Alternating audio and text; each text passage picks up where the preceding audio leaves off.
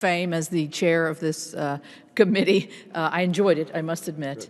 But congratulations to you on your new role. I know you'll be great. And we've already had a great relationship anyway, but I think that it bodes well for the future for the committee. We've talked more than several times, and we will continue that, obviously, every week and hopefully more frequently than that. So I also join you in welcoming our 5 new members. I'm very grateful to have Senator Stabenow, Senator Kelly, and Senator Padilla, who I actually haven't met yet, so I've got to get down there and get to know you a lot better, but welcome. And then on the Republican side, Senator Graham, who's not here, who is very interested in looking at issues particularly pertaining to nuclear energy and the state highway system and ports. He's expressed that interest. And also my former House colleague, Senator Cynthia Lummis, who will be filling the shoes of Senator Barrasso on this committee, and her great work at the National Resources Committee in the House is very, very much appreciated, and her wealth of knowledge. So I look forward to seeing how we move forward. So now on to today's business, and I'm going to flip the way I'm speaking, so just to make it interesting, I hope.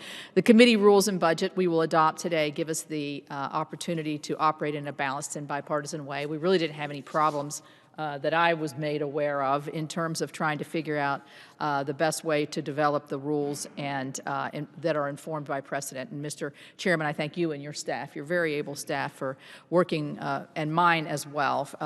We have a split committee, as you noted, and the last time we had that split, as you noted as well, was in 2001. Consistent with 2001, both parties will have an equal number of non-federal witnesses at each hearing. Chairman Carper and I will evenly balance the interests of the 2 parties in setting hearing topics and markup agendas. The rules will likely need to be revisited, and Senator Carper said this in his statement, but we're saying it twice for emphasis, when we cease to have an equally divided Senate, just as the committee did in July of 2001, once the 50-50 split ended.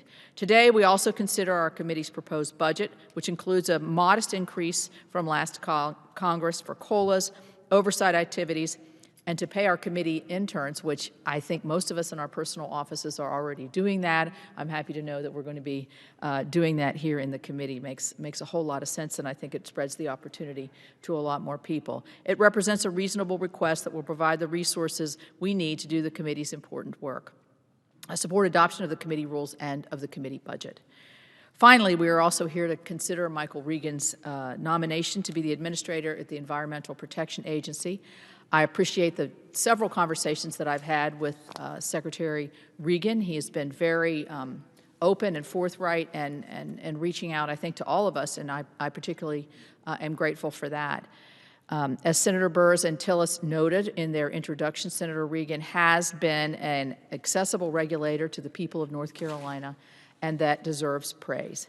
As an individual, he is absolutely the type of person that I would like to see leading a federal agency. Here's the but. But, unfortunately, officials in place at the White House and at the EPA have already set the agenda before he even achieves the office. These decisions were made before Mr. Regan, who will be the Senate-confirmed probably leader on environmental policy, even before he had his nomination hearing.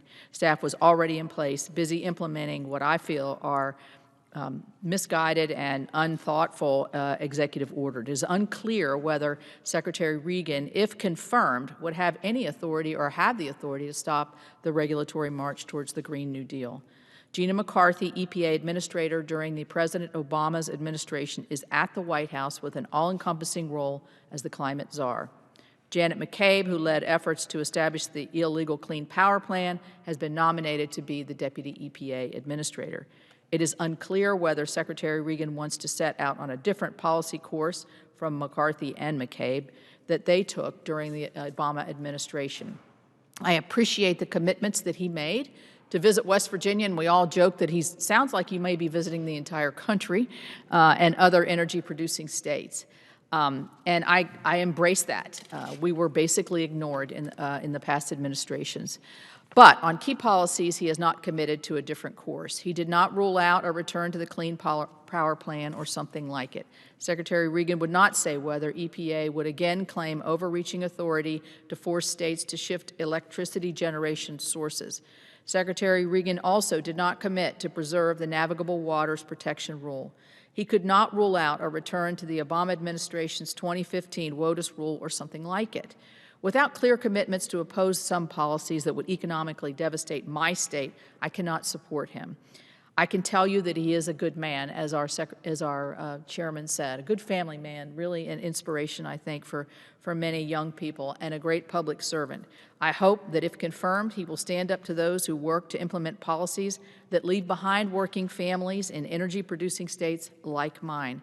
I cannot understate the hurt they have felt during the Obama administration's EPA policies. At an August 2016 Energy and Natural Resources Committee field hearing in Morgantown, West Virginia, WVU economist Dr. John Deskins testified. His quote, "The deep decline in coal production in recent years has had a devastating effect on our state's economy," quote. He told us in the final year of the Obama administration that the loss of energy jobs had created a Great Depression in 6 southern West Virginia counties, and one of those may be the county in which you were born. Treasury Secretary Janet Yellen, in her recent confirmation hearing, referenced, and I quote, "the permanent scarring that is associated with job loss and unemployment that can harm the economy over the longer term. We cannot return to a third term of the Obama administration policies at the EPA that will lead to job loss, economic harm, and more permanent scarring. Based on my strong opposition to that policy agenda and the staff that is already in place, I will vote no on Secretary Regan's nomination and confirmation today. I encourage the President not to box his future nominees into a predetermined policy agenda that's already been determined by staff that he has put in place." With that, I yield back to you, Mr. Chairman. All right.